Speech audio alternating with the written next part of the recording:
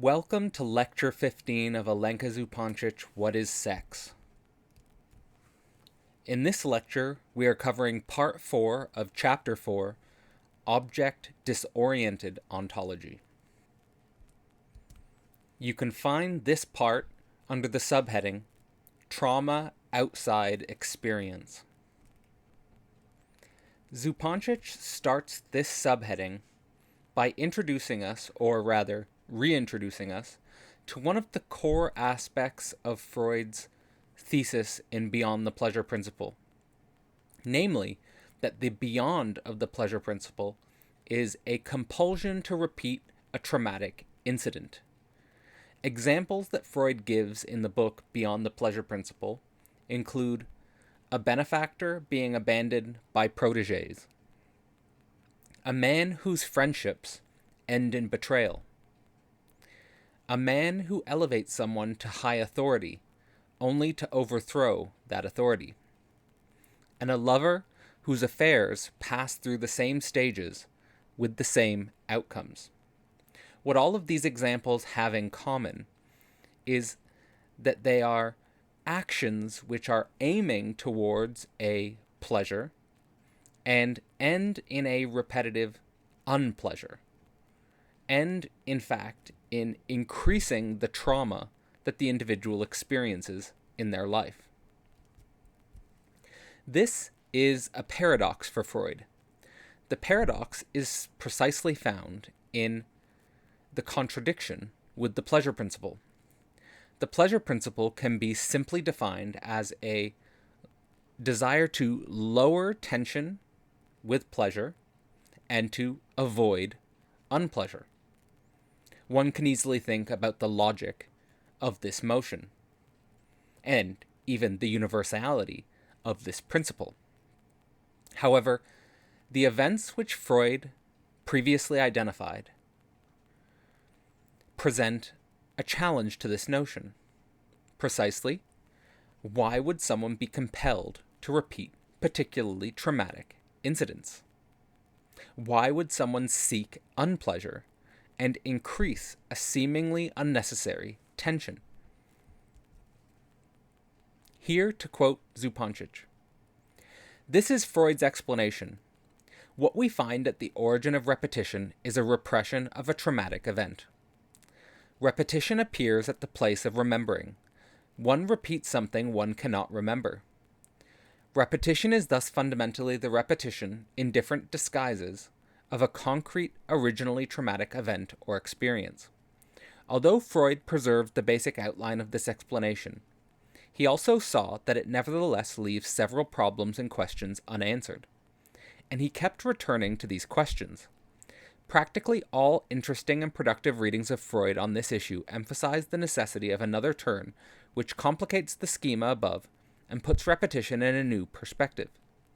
Despite some important differences, these readings all agree on one point, which has recently been made again by Repression in the context of his age, on negativity and nihilism. What the compulsion to repeat repeats is not some traumatic and hence repressed experience, but something which could never register as an experience to begin with. The trauma which is being repeated is outside the horizon of experience, and is rather constitutive of it. This emphasis is absolutely crucial. The trauma is real, but not experienced. And this shifts the debate from the usual framework, which is mostly consumed by the question or alternative of the real versus the imagined, fantasized. That is, by the distinction between material reality and psychic reality, fantasy." End quote.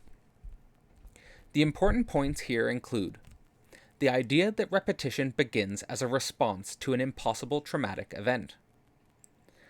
The compulsion to repeat unpleasure is to experience something that cannot be experienced. And finally, that trauma is a real non-experience, which paradoxically allows for experience. Here are two representations capturing this difference. The first figure on the left displays traumatic repetitions that are attempting to remember a real traumatic experience, like, for example, classical cases of a child watching their parents have sex, or a violent attack, disruption, and so forth. The second figure on the right displays traumatic repetitions that are attempting to recapture or remember a real traumatic non-experience. Here we might be able to think about birth itself. Is not birth itself something which is not necessarily experienced, but is rather the precondition for experience? Here to quote from Zupančič, "The separation between the organic inside and the inorganic outside is thus achieved at the price of death of part of the primitive organism itself." End quote. This suggests that in order for life to become life, classical definitions of life like autopoiesis, the boundary formation between an inside and an outside, require that there needs to be a type of death. A death not of an organism, but of the non-all, a type of free-floating non-experience. The death drive is what repeats this trauma of the birth of an individual. Individual experience appears on the painful precondition that the non-all dies. Here, the classical binary between death drives and life drives, what we know of as the Freudian metaphysics, is here problematized in a post-Freudian psychoanalysis, that death is required to found life. Thus, the death drive is actually primary, as a type of negative monism, whereas the life drive is secondary, epiphenomenal. We do not simply have a balanced dualistic tension. Rather, the death drive has a fundamental nature. In this way, life cannot just repeat pleasure and avoid unpleasure, and lower tension in the process. Life has to attempt to repeat an impossible experience, which generates even more tension. One possible way to conceive this includes the idea that the further an organism can experience death before actual death, the deeper its possibilities for individuation, the deeper its possibilities to become different, something that the world has never known. Here we get a representation of Zupančič's idea that death drive should be understood as the desire to, quote-unquote, die differently than the destiny of organic individuation. This should be opposed to the traditional notions of immortality as the endless, spurious continuation of life. Death drive is something that emerges internal to life as its own impossibility, that repeats as an obsessional compulsion, raising tension and unpleasure.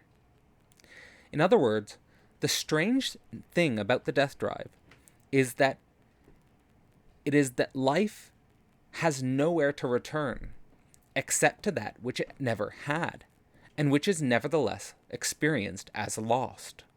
This is the very strange temporality of the death drive.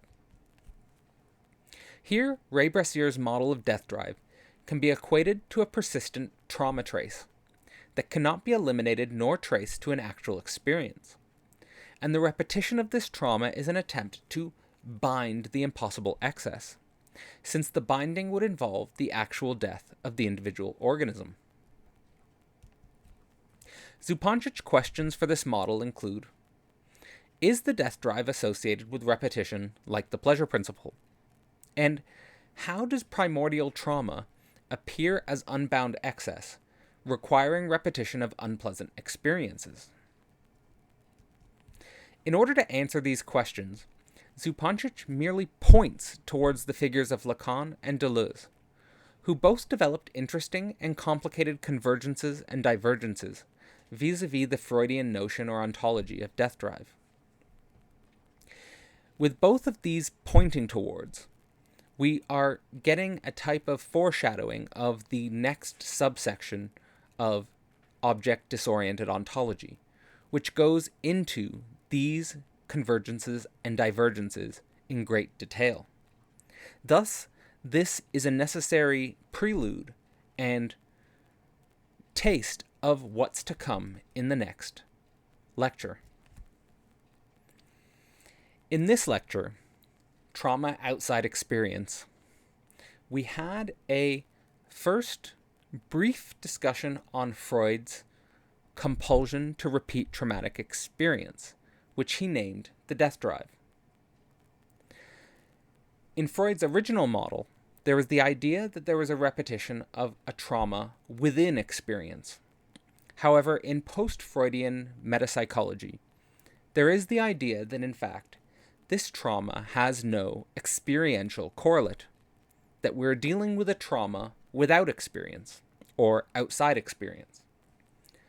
Third, we touched on the idea that this forces us to confront a new idea about the origins of organic individuation, namely, to accept the paradox that in order for individual organisms to appear, something needs to die, that there needs to be a traumatic non-experience that is a precondition for the formation of an autopoietic entity.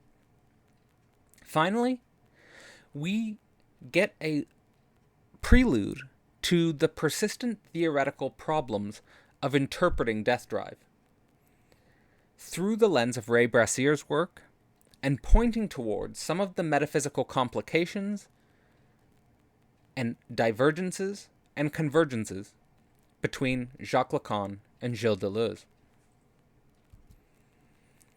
And that brings us to the conclusion of Part 4 of Chapter 4, Object-Disoriented Ontology, Trauma Outside Experience. If you want to help support this work, you can find a link to my Patreon in the description. Thanks for watching and listening.